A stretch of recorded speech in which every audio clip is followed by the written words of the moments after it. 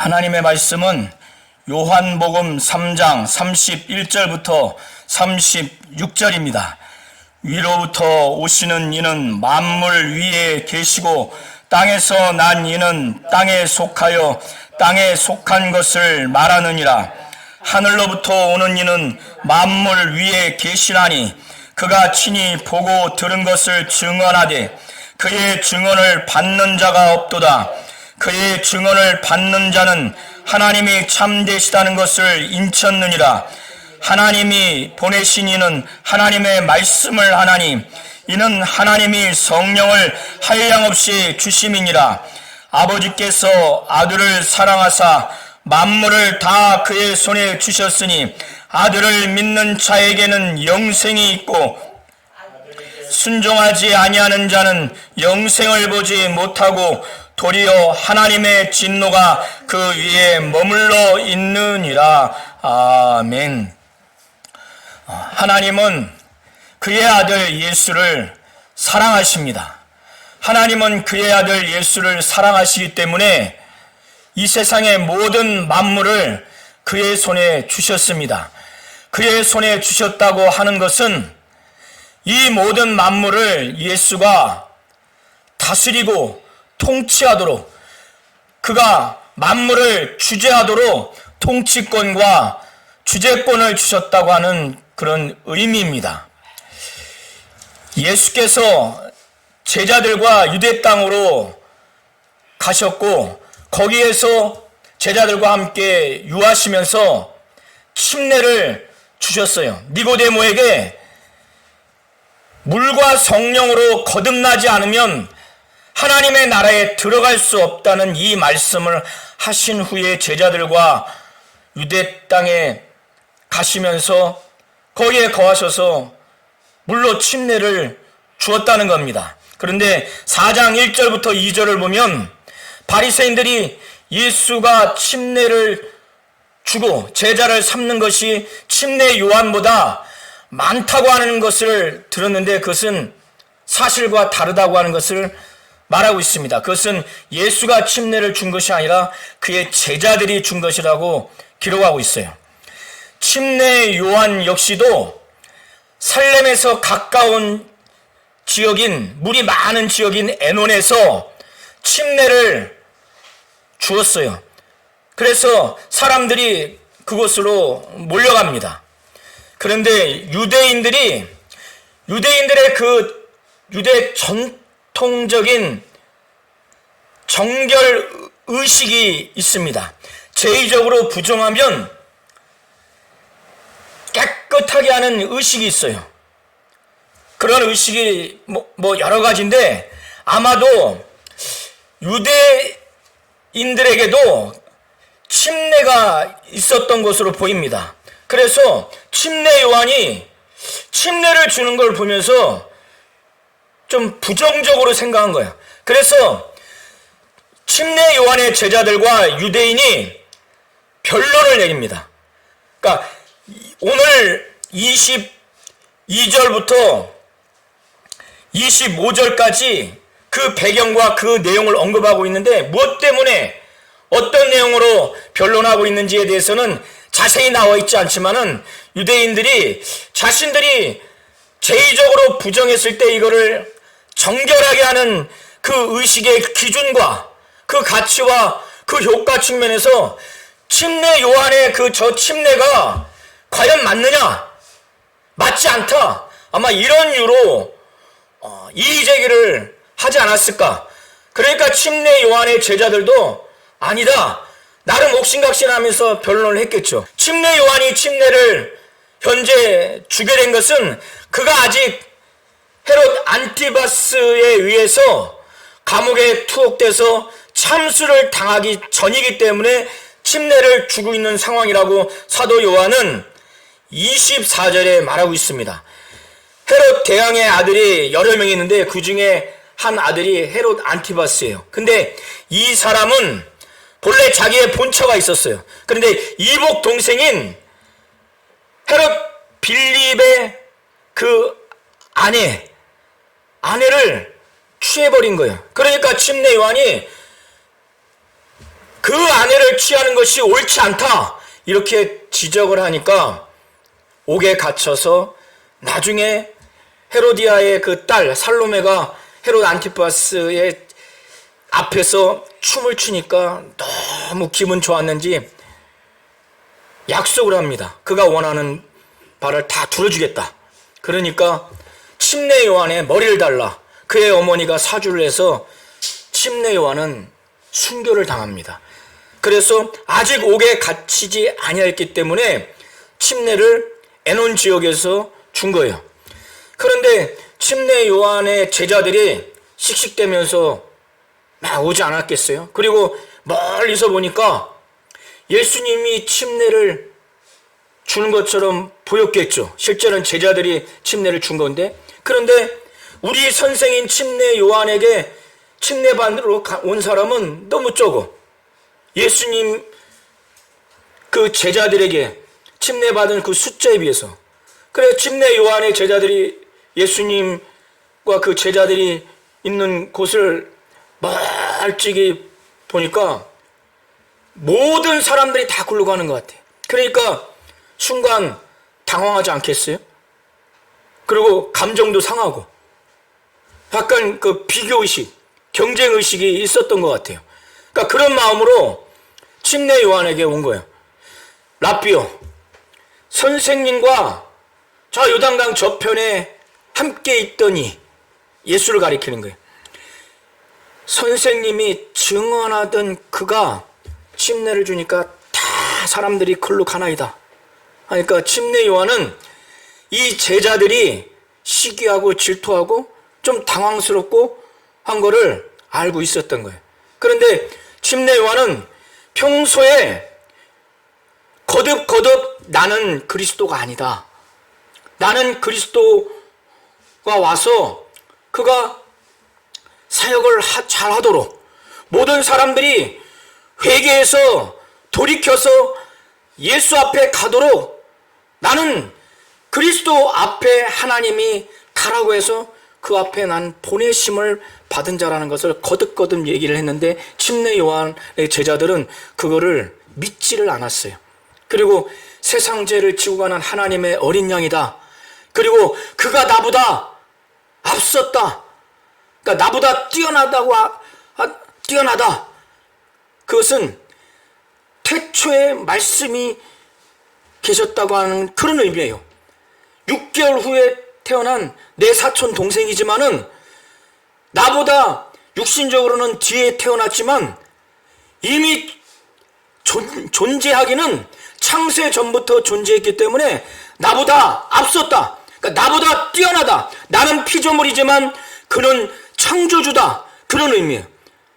그리고 나는 그의 신발끈을 풀기도 감당할 수가 없다 할 만큼 그런 표현들을 제자들에게 했는데 이 침례 요한의 제자들 중에 일부는 예수를 따라가서 예수의 제자가 됐지만 아직 침례 요한 곁에 머물러 있는 제자들은 예수 그리스도의 정체성에 대해서 그가 어떤 사역을 하는지 알지 못하니까 아니 그들은 그렇게 생각했을 거예요. 이 예수도 우리 침례 요한의 선생한테 침례를 받은 사람인데 어째서 다 졸로 가는가. 이게 좀 위험하지 않겠어요? 자기들이 생각할 때 충격받고 이렇게 시기하고 질투하고 감정적으로 매우 슬프다 그럴까? 격정된 이 감정을 갖고 있는 침례 요한의 제자들에게 예수가 지금 침례 주는 것, 정확히 그의 제자들이 침례를 줄 때 사람들이 다 그쪽으로 몰려가나이다. 이렇게 지금 생각하고 말하면서 자세와 태도를 취했던 침례 요한의 제자들에게 이 예수와 이 제자들이 침례를 주는 이것에 대해서는 만일 하늘에서 주신 바가 없다면, 주신 바가 아니면 사람이 아무것도 받을 수가 없다. 이 예수와 그의 제자들이 침례를 주는 것, 제자들이 침례를 주는 것은 하늘에서 주신 것이다. 그러니까 저렇게 많은 사람들이 침례를 받는 것이라는 것을 그런 의미가 담겨 있는 표현을 하는 것입니다. 그리고 침례 요한의 제자들에게 지금 낙심하고 좌절하고 시기와 질투와 그리고 약간 격정도 된 듯한 이 감정을 갖고 있는 제자들에게 내가 말한 바, 내가 예전에 말했지 않느냐. 나는 그리스도가 아니다. 나는 그리스도가 아니고 그의 앞에 보내심을 받은 자라고 하지 않았느냐. 내가 그리스도가 아니라는 것. 내가 그의 앞에 하나님이 이 예수가 복음을 증거하고 말씀 사역과 치유 사역을 잘 하시도록 그가 메시아여 그리스도라고 하는 것을 사람들에게 아주 잘 나타내고 많은 사람들이 그에게로 가도록 나는 그 역할을 하는 자로서 하나님이 보내셨기에 그의 앞에 나는 보내심을 받은 자라. 이 사실을 증언할 자는 너희다. 그러니까 답답한 거죠. 침례 요한은. 내가 이거를 몇 번 얘기를 했는데. 그러면서 29절 30절을 눈으로 보시기 바랍니다. 유대 사회에서 어떤 신랑이 신부와 결혼을 합니다. 그러면 진정한 그 친구가 그 결혼 잔치의 연애를 도맡아 책임을 져요. 진정한 친구가. 그래서 이제 신랑과 신부가 딱 만나는 그 역할을 이 신랑의 친구가 신부를 데리고 와서 만나게 하거나 아니면 첫날 밤 합방을 해서 연합하는 때 그 신랑이 그 신부를 맞아들였을 때 그 기뻐하는 소리를 서서 그 신랑의 친구가 듣게 되면 진정한 친구는 그게 너무 기쁜 거예요. 이게 진정한 친구입니다. 침례 요한은 유대 사회의 결혼 혼례의 이 사실을 예로 들어서 신랑이 신부를 맞이했을 때 너무 기쁘니까 기쁜 음성을 내요. 서서 신랑의 음성을 듣는 그 친구는 너무너무 기쁜 거예요. 진정한 친구는. 그러면서 침례 요한은 나는 이 신랑의 기쁨, 그 신랑의 친구가 신부를 맞이하는 신랑의 그 음성을 서서 들었을 때 그게 너무 큰 기쁨인데 그 기쁨이 자기에게는 충만하다는 거예요. 여기서의 신랑은 예수를 비유로 하는 것이고 신랑의 친구는 침례 요한 자신을 두고 말하는 겁니다. 신부는 이제 예수 앞에 침례 받으려고 막 몰려든 사람, 잠정적으로 신약에서 예수의 교회가 되는 사람들을 말하는 거예요. 그래서 침례 요한이 지금 침례를 주지만은 자기의 역할은 예수 그리스도 앞에서 이 예수 앞에 많은 사람들이 회개해서 돌이키도록 그렇게 해서 침례를 주는 거예요. 회개의 침례를 주는 겁니다. 예수가 침례를 주라고 아버지와 아들과 성령의 이름으로 침례를 주라고 하는 그 의미의 침례와 다른 거예요. 침례 요한의 침례는 이 죄가 많은 인간들이 죄를 깨닫게 하고 그 죄를 깨닫게 해서 내가 돌이켜야 되겠다 라고 하는 그 자신들이 죄인이라고 하는 것을 고백하고 그 죄를 돌이켜서 예수 앞에 인도하도록 하는 바로 회개의 침례를 말하는 거예요. 그래서 그 침례 요한은 하나님이 자신을 보내서 자신의 정체성과 자신이 예수 앞에서 앞서 와서 어떤 역할을 해야 되는지 침례 요한은 자기 자신에 대해서 너무 잘 알아요. 그래서 많은 사람들이 예수 앞에 가는 걸 보고 그게 너무 기쁜 거예요. 너무 기쁘다고 지금 침례 요한의 제자들에게 결혼 예식의 예를 들면서 이걸 설명하는 거예요. 침례 요한의 제자들이 잘 이해했을런지 또 아니면 이해를 못했을런지는 모르지만 지금 침례 요한은 너희가 지금 시기하고 질투하고 격정을 일으키고 슬퍼하고 예수에 대해서 그의 제자들과 관련해서 침례를 주는 숫자 때문에 라이벌 의식을 가질 필요가 없다는 거예요. 나는 그리스도가 아니야. 나는 그리스도가 오는 데 있어서 앞서서 하나님이 보내주시고 그 그리스도가 메시아 그리스도라고 하는 것을 사람들이 잘 믿도록, 많은 사람들이 죄를 회개해서 주님 앞에 가도록 나는 그런 역할을 하는 자라는 것을 내가 몇 번 얘기를 했느냐. 그러면서 나는 너희들처럼 시기와 질투가 있는 것이 아니라, 근심과 걱정이 있고 라이벌 의식이 있는 것이 아니라 나는 기쁘다 이거야.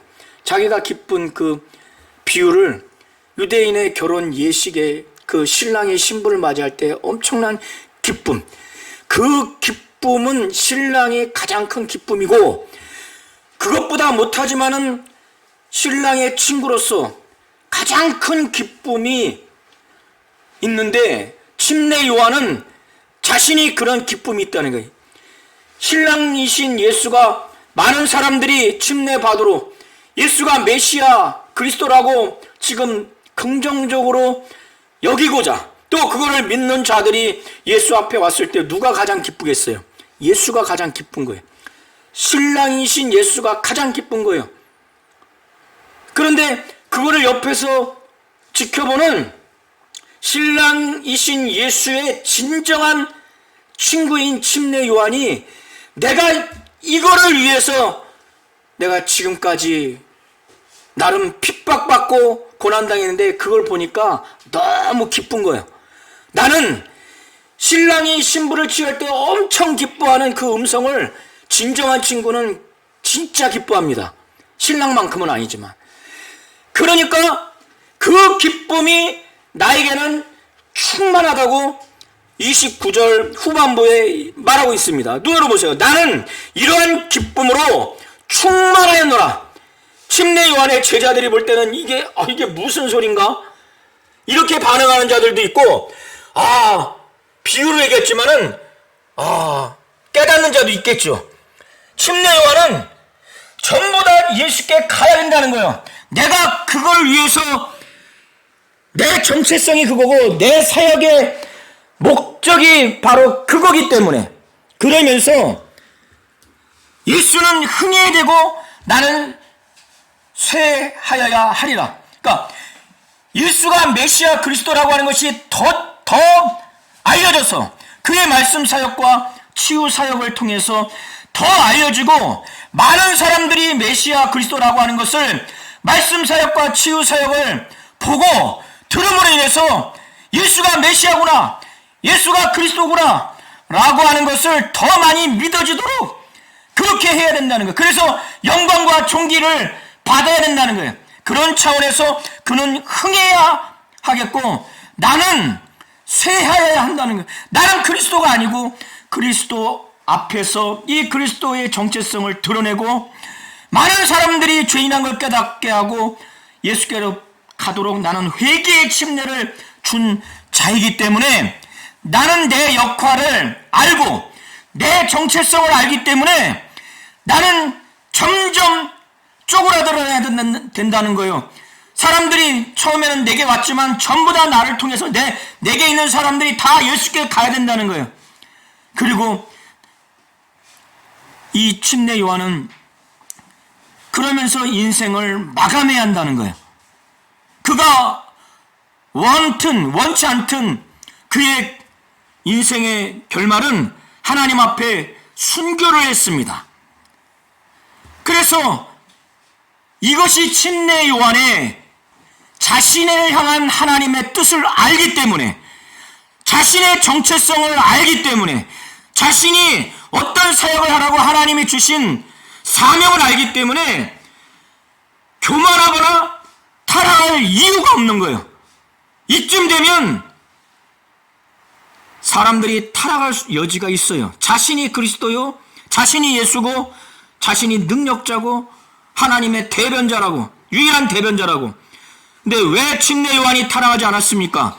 그는 살아계신 하나님을 분명히 알고, 그 살아계신 하나님이 자기를 부른 소명과 자기에게 맡겨준 사명을 알아요.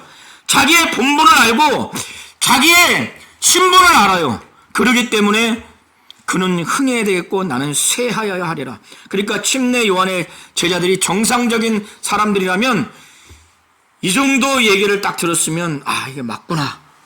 시기와 질투를 가질 필요가 없고 슬픔과 격정의 감정을 가질 필요가 있고 더더군다나 예수와 예수의 제자들과 이 침례 요한과 침례 요한의 제자들 이 두 그룹이 경쟁의식을 가질 필요가 없는 겁니다.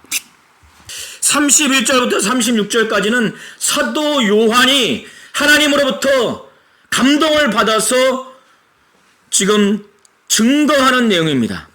그래서 침례 요한은 땅에서 난 땅에 속한 자라는 거예요. 그러니까 땅에서 났고 땅에 속했기 때문에 그가 말하는 것은 땅의 것을 말할 수밖에 없어요. 미국 사람이 미국 땅에서 태어나서 거기에 속했으면 미국과 관련된 것을 말할 수밖에 없는 거예요. 침례 요한의 그 본래적인 그 성격은 그는 하늘에서 난 자가 아니에요. 땅에서 난 자입니다. 그러니까 땅에 속했어요. 그래서 땅의 것을 말할 수밖에 없는 거예요. 물론 본래적으로 그렇다는 거예요.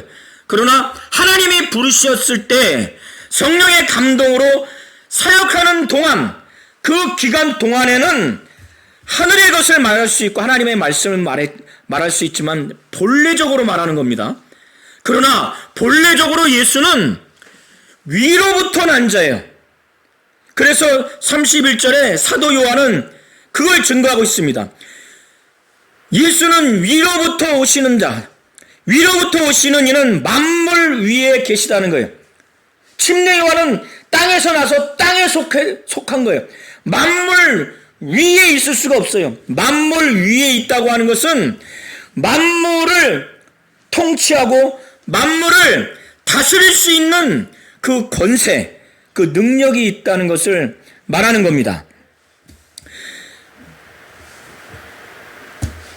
침례 요한이 땅에서 나서 땅에 속했고 그래서 땅의 것을 말할 수밖에 없는 존재라고 사도 요한은 말하면서 반대로 이 예수는 하늘에서 나오시는 이기 때문에 하늘에서 내려온 자.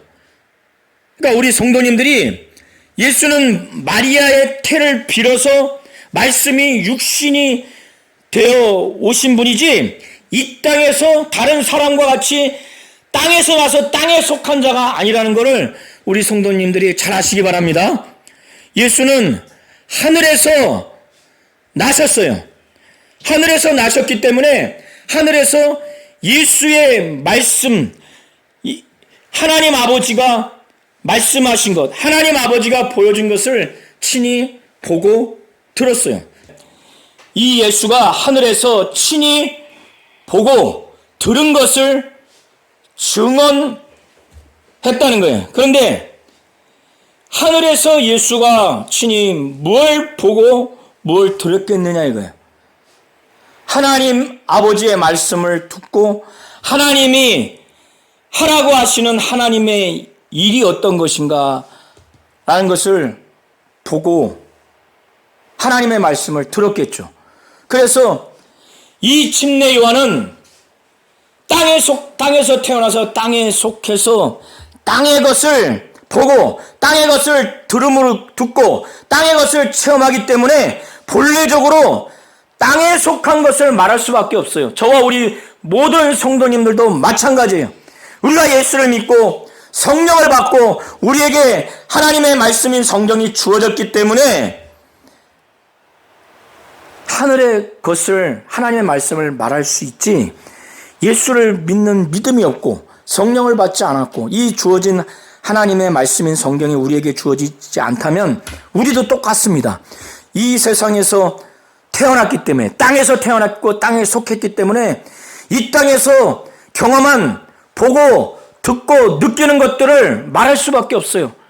그러나 우리에게 예수를 보내주시고 예수를 믿는 믿음과 성령을 우리가 받았고 하나님의 말씀인 성경을 통해서 우리가 하나님만 절대적으로 의지만 한다면 성령이 인도하시기만 한다면 그 동안은 우리가 하나님의 말씀을 말할 수가 있는 거예요. 그런데 본래적으로는 그렇지 않다는 거예요. 침례 요한도 본래적으로는 그렇지 않다는 거예요. 그러나 예수는 본래적으로 하늘에서 위로부터 났기 때문에, 하나님이 보내셨기 때문에 우리와 본래적으로 달라요. 본 것이 다르고 들은 것이 달라요. 체험하는 것이 다릅니다. 하나님으로부터 나온 말씀, 하나님이 보여주신 것을 듣고 보고 하늘에서 하나님 앞에서 이루어진 일, 하나님의 뜻과 계획을 다 보고 듣고 체험했기 때문에 그것만을 말할 수밖에 없어요.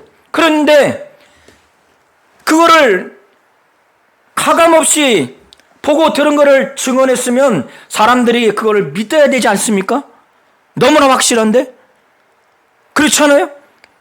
우리가 어떤 사람이 미식가가 저기 100km 떨어진 음식점에 가서 엄청나게 맛있는 맛집이 있다 하면은, 이 육신의 음식도 그 얘기를 진정으로 받을 때 어때요? 침이 꿀꺽꿀꺽 넘어가고 막 침샘이 막 바짝바짝 돌고 거기를 가고 싶어 하죠. 그런데 그 사람이 말하는 거는 있는 그대로 100%를 다 말하지 않았을 거란 말이에요. 그런데 예수는 보고 들은 것, 아버지의 뜻과 아버지의 계획을, 아버지의 그 신호애락, 그 모든 것들을 누가 가까이서 그거를 보고 듣고 그거를 체험할 수 있습니까? 예수 외에. 이 정도면은 하나님의 뜻과 하나님의 계획을 실감나게 영감있게 말할 수 있는 자는 예수 외에는 없는 거예요. 그런데도 예수가 이런 증언을 했는데도 이 증언을 받지 않는 자들이 있다는 거예요. 그것이 32절에 말하는 거예요. 그런데 그 중에도 극소수지만은 예수가 하늘에서 친히 보고 친히 들은 것, 하나님의 뜻과 계획을 다 전달받고 체험한 이 모든 상태에서 증언을 했는데 그 증언을 그 중에 받는 자들이 있다는 거예요. 받는 자들이 있는데 이런 경우에 어떻게 변합니까? 어떻게 변해? 맛집을 소개했을 때 침이 꾹꾹꾹꾹 넘어가죠. 침샘이 돌고 내 가족들 당장 내일이라도 내가 데리고 와야겠다. 이런 움직임 실제로 실행에 옮기잖아요. 예수의 그 보고 들은 증언을 받은 자가 어떤 결과가 있는가? 이거는 예수의 목적과 뜻이 그대로 이루어진 거예요. 예수는 그가 보고 들은 것은 강의하려고, 지식을 전달하려고 한 것이 아니라 눈에 보이지 않는 그 하나님을 확실하게 계시다는 것, 그리고 그 하나님이 참되다고 하는 것을 목적으로 해서 그거를 증거하는 거예요. 그러니까 예수의 목적에 맞게 이것을 들은 자들은, 이 증언을 받은 자들은 어떤 확신, 어떤 확증을 갖느냐? 자, 33절을 눈으로 보시기 바랍니다. 그의 증언을 받는 자는 하나님이 참 되시다는 것을 인쳤느니라. 그러니까 예수의 하늘에서 친히 보고 들은 것을 증언했을 때, 하나님의 말씀을 증언했을 때 그거를, 그 증언을 받는 자는 어떻게 되는가? 하나님이 계시는구나 뿐만 아니라 하나님이 참되시다고 하는 것을 확신한 거예요. 확증한 거예요. 여기서 인쳤다고 하는 것은 법적 용어인데 법적인 문서를 인증하는 거예요. 인쳤다고 하는 게 그런 의미입니다. 그러니까 확증한 거예요. 예수의 말씀을, 하늘에서 친히 보고 들은 말씀을 그걸 그대로 받아들였더니 받아들인 사람들은 전부 다 하나같이 뭐냐면 하나님이 참되시다고 하는 믿음이 생긴 거예요. 의심의 여지가 없는 거예요. 그걸 확증했다는 거예요. 그래서 아주 인증한 거예요. 인증. 그런 결과가 나온 거예요. 왜 이렇게 나왔는가? 예수는 자기의 사상을 말하지 않고 이 세상의 적당한 비유와 적당한 지식과 이 세상의 철학을 대충 버무려 가지고 하나님의 말씀을 80%만 전한 것이 아니라 34절을 한번 보시기 바랍니다. 이 원어에는 34절 앞부분에 가르라고 해서 헬라어인데 왜냐하면이라고 하는 이유 접속사가 있는데 번역에서는 빠졌어요. 왜 예수의 증언을 받은 자들이 전부 다 하나같이 하나님은 참되시다, 하나님은 참되시다 확증을 받느냐? 예수가 이 세상 철학과 경험과 지식을 대충 하나님 말씀 80% 버무려 가지고 전했기 때문에 그런 것이 아니라 100% 하나님의 말씀 그가 보고 들었던 하나님의 말씀을 말하기 때문에 지금 34절 전반부가 그걸 말하는 거예요.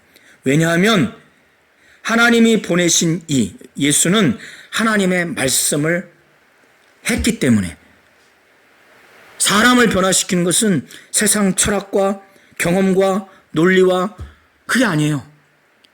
예수의 설교는 예수의 말씀은 자기의 사상도 아니야. 오직 하나님의 말씀을 전했더니 그 증언을 받은 자들이 하나같이 하나님은 참되시다라고 인쳤다는 거예요. 그런데 이 예수가 100% 하나님의 말씀, 그가 친히 듣고 본 말씀을 그대로 말씀을 말할 수밖에 없는 그 이유가 또 뭐냐면 34절에 이는 하나님이 성령을 한량없이 주심이다. 그 앞에 또 왜냐하면이라는 이유 접속사가 가르가 있는데 그게 또 빠졌어요. 예수가 하나님의 말씀을 전할 수밖에 없는 그 이유가 하나님이 성령을 한량없이 부어주셨기 때문에. 자, 우리 성도님들이 예수에게 하나님이 성령을 한량없이 부어주셨다고 하는 것은 예수에게 부어주신 성령이 질적으로 완벽하고 우리 성도님들이 받은 성령은 좀 질적으로 제한이 있는 성령이라는 의미가 아니에요. 여기서 말하는 것은 뭐냐면 예수가 영광을 받기 전에는 한 사람에게도 성령이 우리 안에 임한 곧 내주한 사람은 한 사람도 없어요. 그런데 구약의 성경을 쓴 여러 선지자들은 하나님의 감동으로 성령의 감동으로 그 성경을 기록합니다. 그런데 그들은 성령을 받은 것이 아니라 하나님이 선지자로 부르시고 그 일시적인 기간 동안에 그들이 하나님의 말씀을 대언하고 하나님의 일을 하는 동안 제한적으로 성령이 감동함으로 인해서 그렇게 하나님의 말씀을 증거하고 하나님의 사역을 할 수가 있는 겁니다.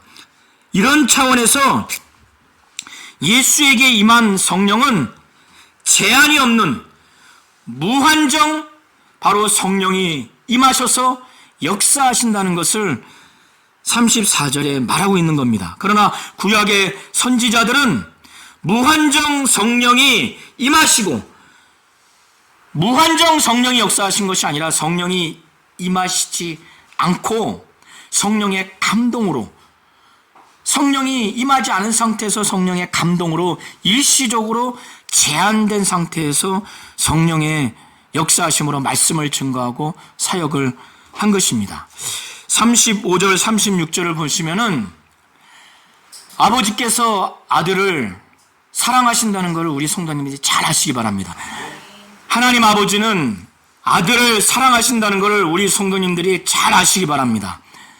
인본주의가 되지 않으려면, 신본주의가 되려면 하나님이 이처럼 세상을 사랑하사 독생자를 주셨으니 이는 저를 믿는 자마다 멸망치 않고 영생을 얻게 하려 하심이라고 하는 하나님이 아들을 십자가에 못 박혀 죽음에 내어주는 것처럼 그 정도로 그런 방식으로 우리를 사랑하신다는 것이 사실이에요. 그러나 만물이 지어지기 전에 인간이 창조되어지기 전에 저와 우리 성도님들이 창조되기 전에 아버지의 유일한 사랑의 대상은 아들이었다는 것을 우리 성도님들이 잘 아시기 바랍니다. 아버지는 아들을 사랑하시기 때문에 만물을 다 그 손에 넘겨주신 거예요. 만물을 그 손에 넘겨주셨다고 하는 것은 만물을 다스릴 수 있도록, 그래서 만물을 다스리는 통치자요, 주권자요, 주재권자라는 것을 우리 성도님들이 잘 아셔야 돼요. 거기에는 하늘과 땅, 동물뿐만 아니라 인간이 다 포함되어 있다는 걸 잘 아셔야 돼요. 하나님은 아들을 너무너무 사랑하기 때문에 인간을 포함한 모든 만물을 그의 손에 주셨어요. 다스리도록, 아버지의 뜻대로, 아버지의 말씀대로 통치하도록 아들에게 만물을 주셨어요. 거기에 인간을 주셨습니다. 그러면 아버지는 아들에게 인간을 주었을 때 아버지는 인간이 아들을 어떻게 대하는가에 따라서 그의 영원한 삶을 결정 짓겠다는 거예요. 내가 아들을 너무너무 사랑하기 때문에 모든 인간들을 그 앞에 둔 거예요. 아들을 사랑하고 아들의 말을 듣고 그를 믿고 순종하는 자에게는 영생을 주지만은 아들을 믿지 아니하고 아들에게 불순종하는 자에게는 영생을 보는 건 둘째치고 하나님의 진노를 내린다는 거예요. 이걸 잘 아셔야 돼요. 자, 예수가 어떤 선지자와 비교할 수 없을 만큼 하늘에서 오신 분이에요. 하나님 아버지의 구구절절한 하나님 아버지의 희노애락, 그의 기쁨과 즐거움과 분노와 슬픔을 누구보다 그를 체험하고 그를 전달할 수 있는 게 누구예요? 예수예요. 아버지의 뜻과 아버지의 계획을, 아버지의 말씀을 외우는 것이 아니라 그냥 그의 심령에 그대로 체화되어 있어요. 그걸 그대로 베풀어 전할 수 있는 게 누구냐? 예수예요. 그런데 이 예수의 보고 들은 아버지의 말씀을 그거를 안 믿고 순종하지 않는 자는 하나님은 용서하지 않는다는 거예요. 그래서 아버지께서 아들을 사랑하사 만물을 그 손에 주셨으니 아들을 믿는 자에게는 영생을 주시고 아들에게 불순종하는 자에게는 영생은커녕 영생 보지도 못하고 하나님의 진노가 그 위에 임한다는 거예요. 자, 아들이 본 말씀, 들은 말씀, 아버지의 뜻과 계획이 담겨있는 하나님의 말씀, 예수가 전하는 말씀은 단순한 지식이 아니에요. 경험적인 얘기를 말하는 게 아니에요. 예수가 보고 들은 창세전에 아버지로부터 받은 그 하나님 아버지의 말씀 안에는 하나님의 뜻과 계획이 담겨 있어요. 그거는 그냥 지식으로 음미하라고 준 말씀이 아니라 하나님의 뜻과 하나님의 계획이 담겨 있는 말씀은 바로 명령, 바로 계명의 성격이 있는 거예요. 그렇기 때문에 이 예수를 믿는 자, 예수를 통해서 증언받은 말씀을 믿는 자는 하나님의 뜻과 계획을 알고 그걸 그대로 순종하고 복종해야 되겠다. 이게 하나님의 계명이요 명령이구나. 그래서 순종하고 복종하는 거예요. 예수를 믿는 것은 예수의 말씀과 예수에게 순종하는 것이 그 믿음 안에는 포함되어 있는 겁니다. 이해하시겠죠? 그래서 예수를 믿는 자는, 아들을 믿는 자에게는 영생이 있고 아들에게 순종하지 않은 자는 영생을 보지 못하고 하나님의 진노가 그 위에 머물러 있는다는 거예요. 하나님은 예수를 사랑하시는 분이십니다. 예수를 사랑하신다고 한다면 우리 성도님들이 가장 사랑하는 아들에게 어떤 것을 시켰을 때 그 시킴을 받는 대상들이 아들을 무시하면 그를 보낸 부모를 무시하는 것과 똑같은 것처럼 그 이상으로 가장 사랑하는 아들에게 만물을 그 손에 주어서 만물을 통치하게 했는데 인간들이 가장 사랑하는 아들의 말을 믿지 않고 무시하고 불순종하면 그건 가망이 없는 거예요.